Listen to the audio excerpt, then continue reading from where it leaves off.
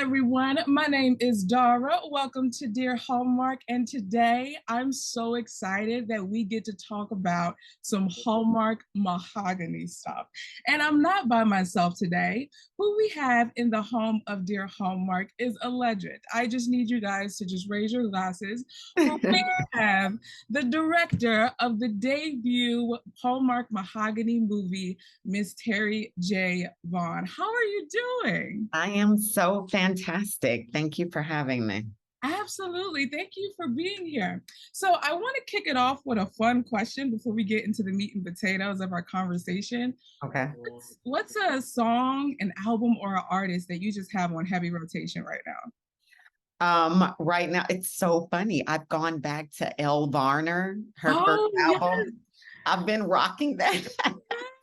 Oh, yes. the past Wow. couple of weeks. I just needed some refill. Can I get a I just got album. I love Obviously, I'm not a good singer, I though love I that. sing all the time. I say we all are good singers in our mind and in the shower. I say, why not? You know? Why not?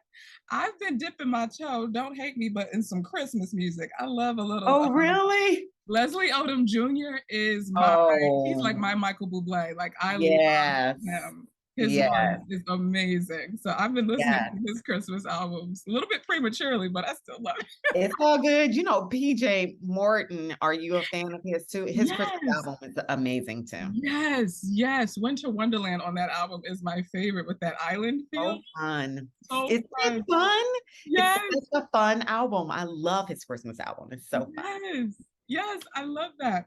So, Miss Terri, you are no stranger to me, but for some people who may not be familiar with you or with your background, can you talk a little bit about how you got into acting? Because I remember watching an interview with you and you were acting wasn't even on your radar. So, can you At talk all. to us a little bit about that? Yeah. Yeah, I never knew, like, growing up where I grew up, I never even knew that that was a career or that was something you could do, was to be an Yeah. actor. Just never thought about it. And when I was in college, a friend was recruiting girls for a Miss Black California pageant. Mm. And so me and some of my friends at school, we were like, okay, we'll do a pageant. You know, what do we do? Right. And so we did this pageant, and then for the talent part, had no idea what I was gonna do. I don't I do sing good. It just doesn't sound good to other people. But so I couldn't do that. Um, Dance. Yeah, no, I do regular hood dance. I'm not a, you know. So me and my mom and aunt, we came up with the idea for me to recite a monologue. Mm. So I did a monologue from the play for colored girls who considered suicide when the rainbow is enough. Yeah. Wow. And I performed the poem Sorry, which was done by the Lady in Blue. And so I performed that as my talent part. And one of the judges was a producer who was casting for a stage play that they were getting ready to tour the country with. And so after the pageant was over, he asked me, would you be interested in auditioning for this play? And I was like, well, what do you do for an audition? Like, what does that Right. mean? Right. Are you being a weirdo? Like, what is it? So he gave me the information, was at the Black Repertory Theater in Berkeley, California. And he told me to show up with a picture and a resume. And I was like, okay, I'll do that. And so, you know, I have no idea what I'm doing, what I'm getting myself into. So I show up to the theater with my picture that my college roommate had taken of me the night before with Oh, my Polaroid camera. We were yes. young, so Come I don't on, even know. nostalgia. Yes. You know, the Yes. And then you gotta so that was my picture I showed up to my audition with. and a regular working resume, because I was working at the Marriott Hotel. I Hmm. had Avis Rent-A-Car, McDonald's, like regular people working jobs. Yeah. And so I show up at the audition with this material. And when I walk into the theater, of course, there are like some real actors there, like people like thespians who study on the stage. And they were Right. doing all their theatrical exercises and warm-ups, getting ready for their audition. Yeah.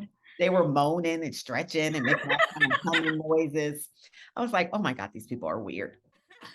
So, so I just wait in the corner by myself and wait for my name to be called. And I go inside, I meet the director and I meet the playwright. And so they give me some material to read. They were like, it's a comedy. And so they gave me the material. I read the scene for them. And the director, whose name is Paul Roach, who changed my life forever, he said, can you do it again? But can you, she's really sassy. She's like Hmm. colorful and sassy. And I was like, oh, I get that. That's me. Yeah. Yeah. So I read it again and I read it sassy. And they called me that night and offered me a part in this play. And we toured with this play. I ended up leaving school. I toured with this play for 2 years. But the blessing was our director, Paul Roach, who was a massive thespian, had studied at ACT in San Francisco, and he was just really into the arts. Mhm. And he introduced us to the craft of acting, how to study it, how to learn it, introduced me to all the theater greats like Uta Hagen and Chekhov and Stanislavski, and gave me all these books to read. Mhm. And I just fell in love. I fell in love with the craft of acting and never looked back. And that's what I've been doing ever since. I love that. What would you say you love the most about the craft? I love the manipulation part on ourselves, um, Mm. the recalling of moments and times that bring up certain feelings and ways of Mm. being, whether it's something emotional, something makes you laugh, somebody, losing something or giving you something to fight for. I love that part of it.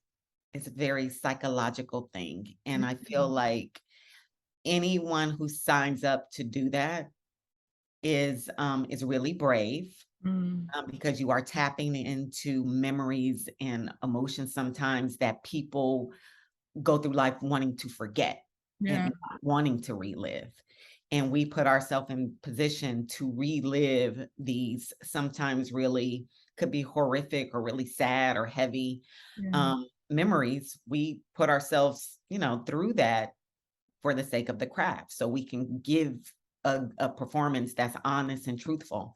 So that's what I loved about it. I loved that it was in my hands to get myself to a place to give you something honest. Wow. That's why I love actors. It's like I just feel like we're so brave and courageous, and we get told no all the time, and Yeah. and to keep going is just, it's a miracle. It's a miracle that we keep going. Yes. I was talking with another person about that, how us as viewers, we can feel those honest moments. Like they translate really well on screen when they're pure and they're authentic. Like we could feel that for sure, Yeah. for sure.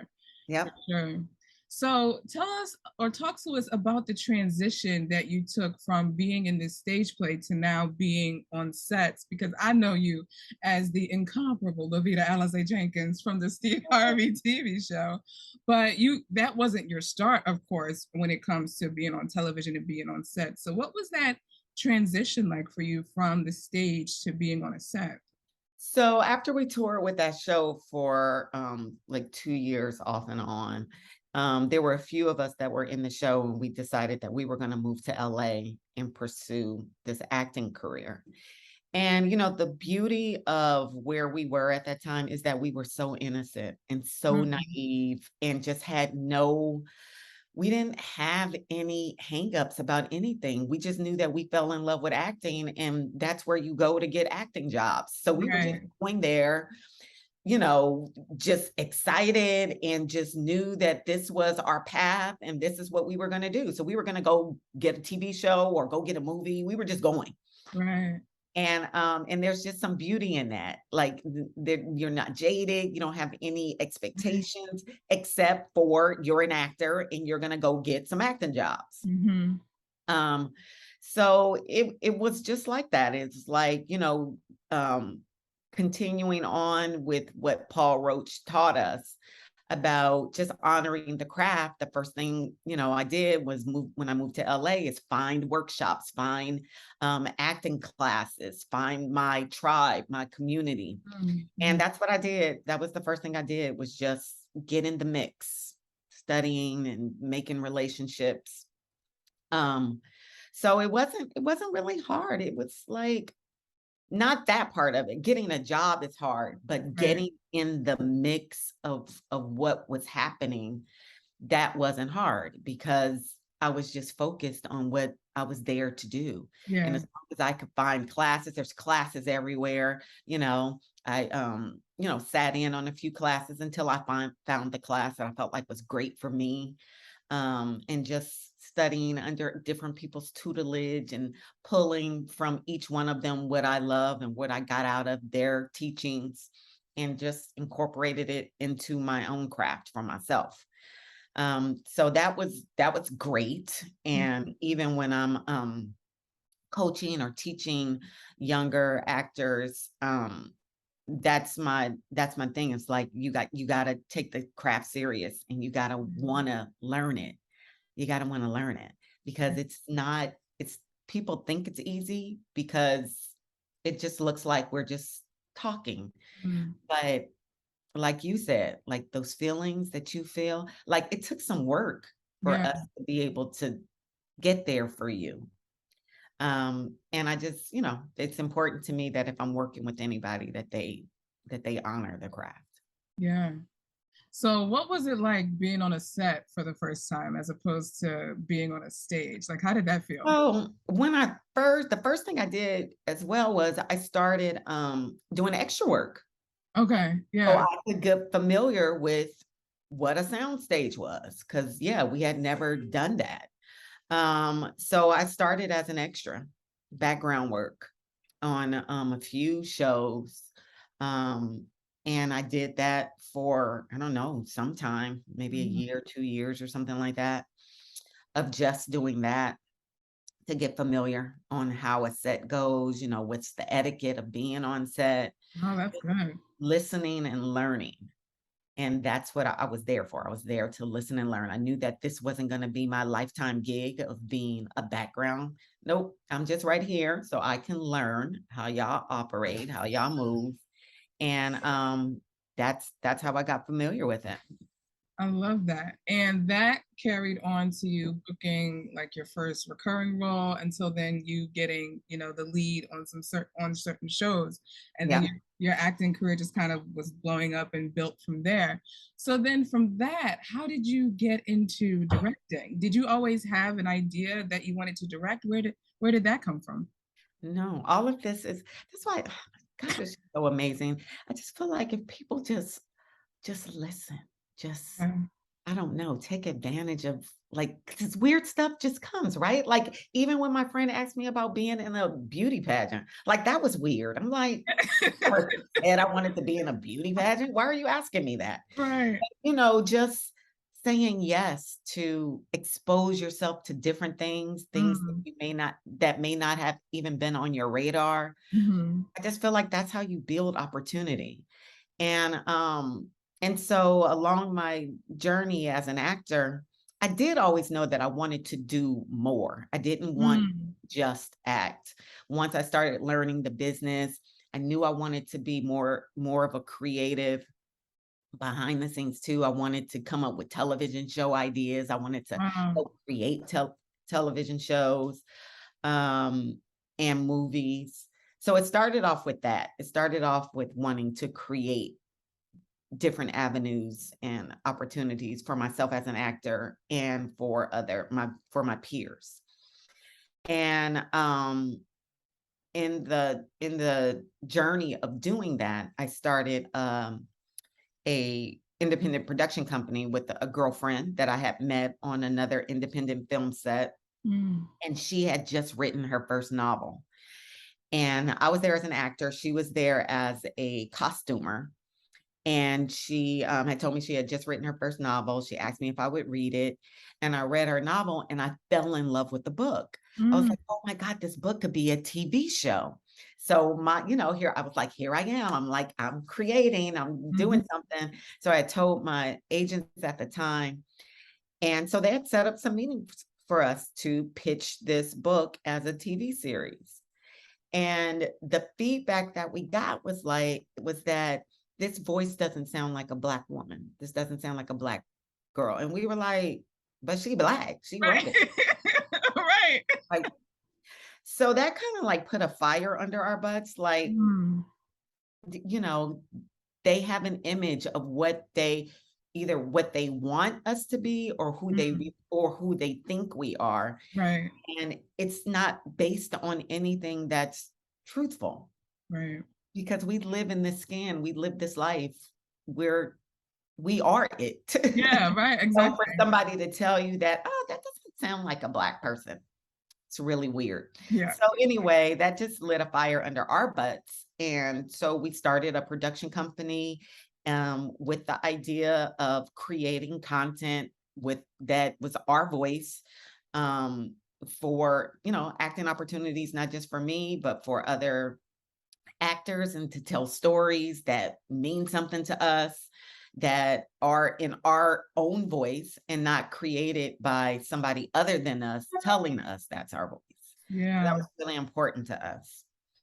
And during the time of having this production company, we did start getting to produce for some of the networks, co-producing with other production companies, and kind of just built a name for ourselves.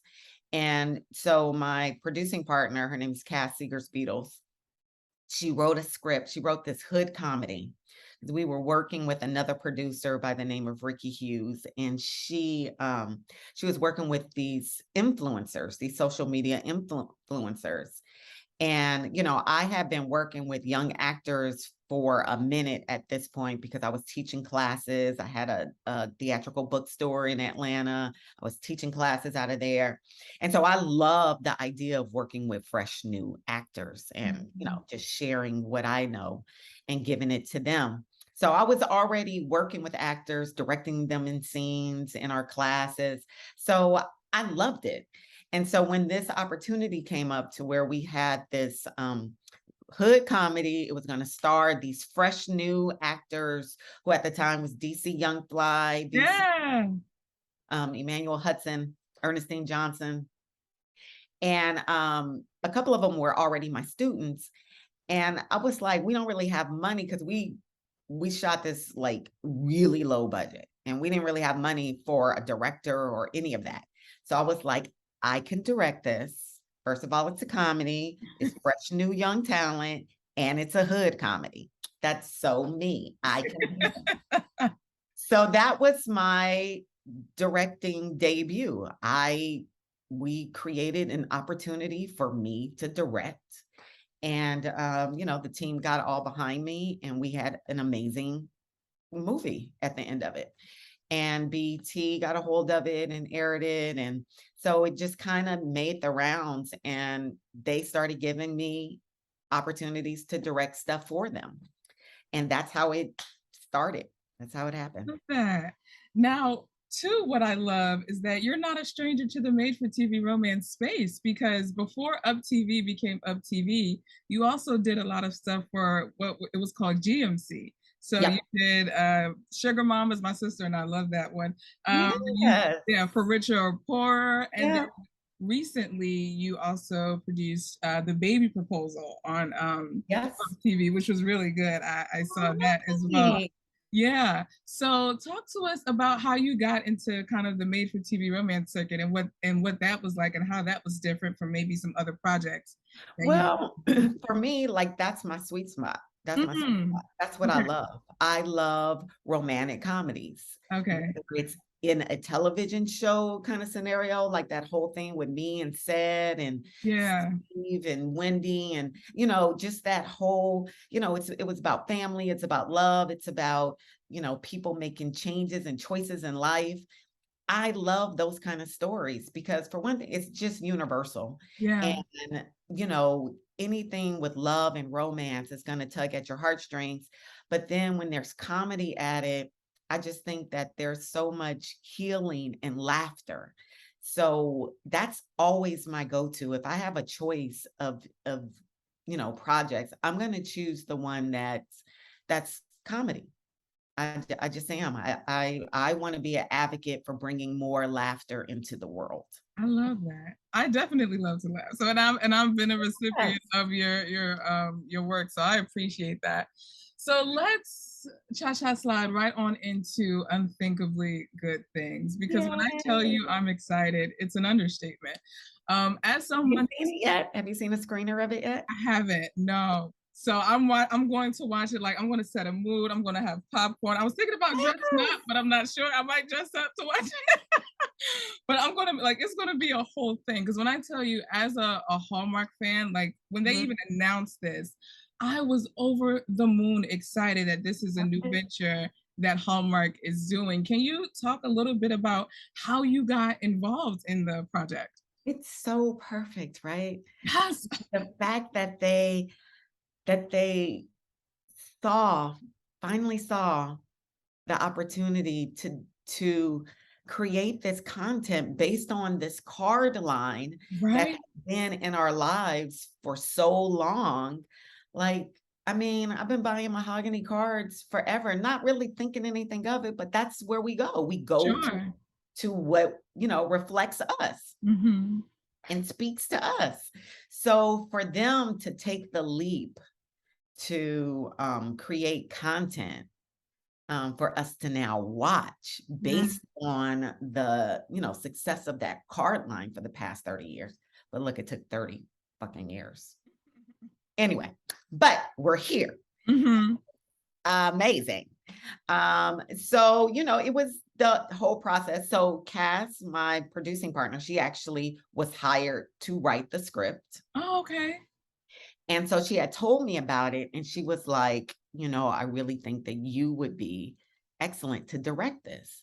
So immediately, I started like just putting out my feelers, like letting people know, because I knew Tony, who is our exec over the Mahogany brand of Mm-hmm. content. I knew her from a long time ago, but hadn't spoken to her in years. So she set up a meeting with me to talk about directing this movie. And I was like, Tony, I really want to direct this movie. And at the time, I had no idea what a big deal it really Mm. was. Because I don't even think our movie was originally supposed to be the first one. Mm. I feel like there was another one. And so I had no idea that it was going to be such a big deal. I just knew I loved the story. I loved the script. It's right in my pocket of Right. romance and comedy and girlfriends. It's almost it was written perfectly for me to direct because it's all my sweet spots Yes. of what I love and what I like to tap into. So I had the meeting with her, and she told me, and she was very upfront, Hallmark is having me interview several directors. We have to put everybody up the chain, has to get approved by everybody going up. Mhm. And I was like, totally understand. So we have our meeting, and then I don't hear anything for, I want to say, about a month. I don't hear anything. Ooh. So in my mind, I put it out my mind. I was like, Yeah. okay, it can happen. Oh well. And then I got a call. Ah, I love Oh, they brought on a producing team that I know and love, Chronicle Media. And I know those girls and they know my work. And it was just the synergy. Everything made sense. It was so easy. And when I say because they didn't end up calling and actually offering me the job until like a week before we had to go to Italy. Oh my They goodness. were like, this is happening now. And I was actually working on set. I was still finishing up. I was either working on First Wives Club, because I was working on First Wives Club and Johnson at the same. Yeah. So I was going back and forth from set to set, and they were working out the schedules for me to be able to work those two shows at the same time. Thank God.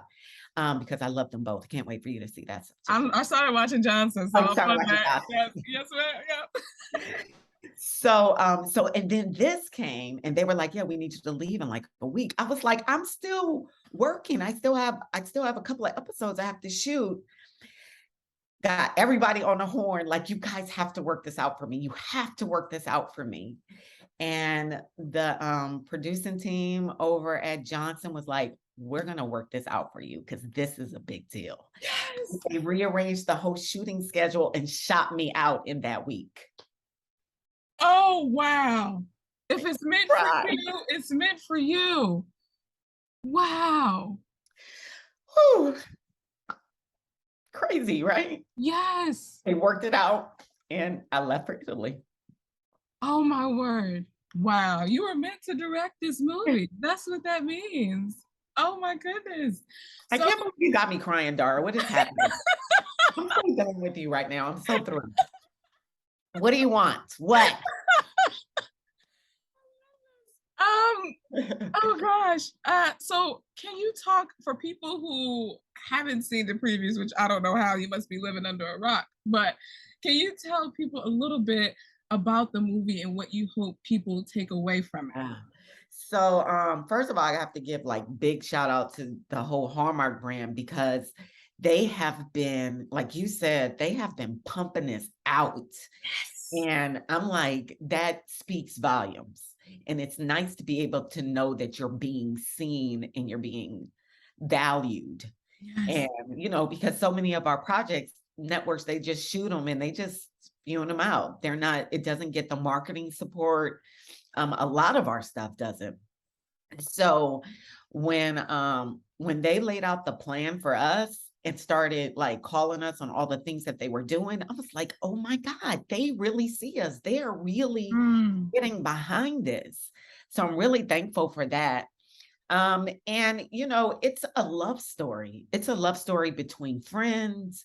It's a love story between relationships with male and female. And it's about a love affair, even with yourself, giving yourself permission to follow your heart, to follow your dream. We get these rigid ideas of this is what I need to do to build my career. I'm going to do this. And even when it's not feeling good, because you're moving up, you feel like this is what I'm supposed to be doing, even though there's something missing. And so this movie gets to question that. It puts these girls in each one of them are going through a certain stage in life. And that's the other thing I love is that this is not 20-year-olds. This is not 30-year-olds. These are grown ass women dealing with grown ass decisions at this stage in their life, and at this stage, we hope we got it all figured out, but we don't. We're still learning. We're still growing. We're still, have our insecurities and challenges. And when you have like real, true blue girlfriends to call you out on your shit and you calling them out on theirs, that's a beautiful, beautiful love story. And that's what I hope people get is just seeing the magic and the power of yourself individually and trusting your instincts, but then the community of your girlfriends that you have with you and how you guys feed each other and being honest and not being afraid to call each other on stuff or share information because sometimes we don't even want to share stuff with our closest friends because we just don't want them to see us that way. We still want to feel like we got it together too, because they got it together. So it's all of that and just relationships with their mates and where they're, what they're dealing with and going through. It's a beautiful love story. Woo! You got me. I get all the feels. I felt it just in that description. I hope y'all feel it at home. My goodness. Can we talk about that premiere party though? Because I was on the gram, and Hallmark Movies and Mysteries, they went live a little bit on the blue carpet because it was this gorgeous, like rich turquoise blue velvet carpet. And y'all were looking fresh and fabulous. Like it looked so beautiful. So can you talk about your experience just being there? Yeah, first of all, so the Hallmark team, they kept saying, "Oh, wait till you see what we've done for the premiere. Oh, wait till so they kept pumping it up. I was like, okay, they're saying a little bit too much. We're gonna be like expecting all of this stuff and show up and be Right. like, wah, wah. Right. But it was everything that they said. It was amazing. They tried to turn it into like walking into a villa in Italy, and they gave us that feeling, excuse me. Yeah, sure. And they gave us that feeling at this premiere. It was so beautiful. The flowers, the music, the twinkly lights and candles everywhere, the sofas set up out on the lawn with the big screen. It was so amazing. I It was love great. it. And again, as a fan, it was so cool seeing other kind of Hallmark usual suspects there Yeah. supporting you guys. How did Yeah. that feel having them there? Again, it just feels amazing. It just feels like, we worked so hard for so long to keep knocking down these doors and opening up these windows and, just trying to basically, and I hate to even say this, just basically trying to get others to see that our differences are to be celebrated, but Yes, at the core, we all want the same stuff. We're all the same. yes, We're all the same. yes, And so I felt like it was that kind of energy, like they wanted us to feel like they see us, like yeah, they were making the effort to, make us feel welcome, first of all, into the Hallmark family, because this is a yeah, whole new space for them. And I love that they had, a lot of their usual suspects there in support, because what I've learned about Hallmark, it's such a family situation over there. yeah. Such a family, and they made us feel like that. It was amazing. It definitely was well beyond what I expected. Oh, I love that. I love that so much. So you shot in Italy. Yeah. Italy, in the words of Joyful Drake, as she said it in the Yes. video. I love it. Somebody said that's me. Like that's how I would be. And I told her to do that too. I was like, I want you to roll that window down, put your hair out, let the wind blow through your hair, and just yell. I love She did it. We did it about 20 times.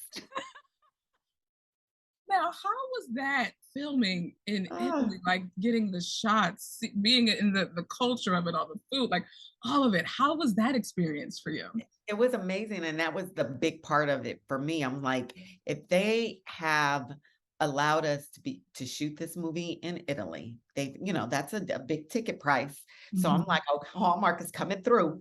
Like, we have to give them all the feels. We got to get the scenery, the big, beautiful green and all the stuff and the wine and the food we got to give them Italy. They got to feel it when they watch it, so they feel like their dollars went to something Mhm. good, Yeah. right? And so it was amazing. And I wanted purposefully, all of us, the whole team, we wanted to show the just the culture of Italy through the eyes of these women as they're Mm. experiencing it. And working there, because we were the Americans, our whole crew was Italian. Wow. Everybody. The DP, my first AD, everyone. Lovely, lovely people, but there was still the language barrier Sure. that would, get in the way, and different working ethics, very different. So Yeah. we're learning all of this while we're working. So it was very challenging, but still just the beauty of the moment overtook all the challenges, because there were definitely challenging days, and there were definitely like some head butting, and there was, Mhm. you know, all the Italian men on our set, you know, and all of that bravado and, you know, talking over us. I'm like, yo, I'm right here. Okay, I'm gonna step away until y'all ready to talk to the director because I can't, Yeah. you know. So you gotta, you know your space, and you know, when it's not being honored, know when to walk away till they Yeah. ready. Because I Yeah. can't shoot if I'm not on set. That's true. That's true. Wow. So what would you say is like was Amazing. your favorite scene to shoot there Ooh. that we should look out for? And actually some of my favorite stuff didn't even make it into the cut because the movie was so long. Erica Ash gives some, so we all know that she's super funny. Mm-hmm. Our comedy relief through the movie. But she gave some beautiful emotional moments. 'Cause in the story, her and her husband are going through a little something. Mm. And she gave some beautiful, honest, emotional, um, um, just a performance. And a couple of them I couldn't even include in the cut, which I really hated, but that's what happens when you're making it for network because you got to come in a certain time frame. Sure. Um, so there's a scene where she's doing yoga because she cannot focus. She's all over the place in this movie, trying to find what she's trying to do with her life right now that she's retired. Mm-hmm. And so she does this yoga class. And originally, you'll see the first time she does the yoga class, she is so not paying attention. She's just so, these people are weird. And then there was a scene later in the movie where she gets grounded and she's doing this yoga and just tears are just silently coming down her face as she's doing these yoga poses. And it's so beautiful and so amazing, but it didn't even make the movie. Oh. You're teasing us. Oh my God. I know. Oh But man. she went in. She did, and all the girls did. They all have beautiful, powerful moments. And you know, we were working under very strenuous conditions, just again with the language barrier, the whole just a different country and the time frame. Like we're used to shooting 12-hour days here. They only shoot 10-hour days. We didn't know that till we got there. So it was just trying to figure it all out. So a lot of stuff was like really rush, which I hate. I really hate doing that to actors because of I know what it takes to have to go there and I want to give them that space in that moment. But these three women, they showed up every time. They showed up and did it, even with the rushing and the, you know, chaos that we were in the midst of. You would never know that when you watch it. So I'm I very proud love of that. all of them. I love that. Miss Vaughn, thank you so much for your time. Thank you so much for sharing. Um, can first of all, can you tell us just a little bit if you have any things that you can talk about, any forthcoming projects, whether acting wise or directing wise, that people can look forward to watching? Yes. So like you said, Johnson's season 2 is already available. So you can continue to watch that. I'm on there as an actor for this season. First Wives Club, it's coming up. I'm not sure when it's dropping, but I'm on that this season. And Ava DuVernay's Cherish the Day, the second season. In that with Henry Simmons and Joy Bryant, and it was just a beautiful experience. We shot for a few months in New Orleans. Amazing experience. So that's also coming out this year. I don't know when, but watch for Cherish the Day. And then as the directing, so you already know on the 28th, we have Unthinkably Good Things on Hallmark.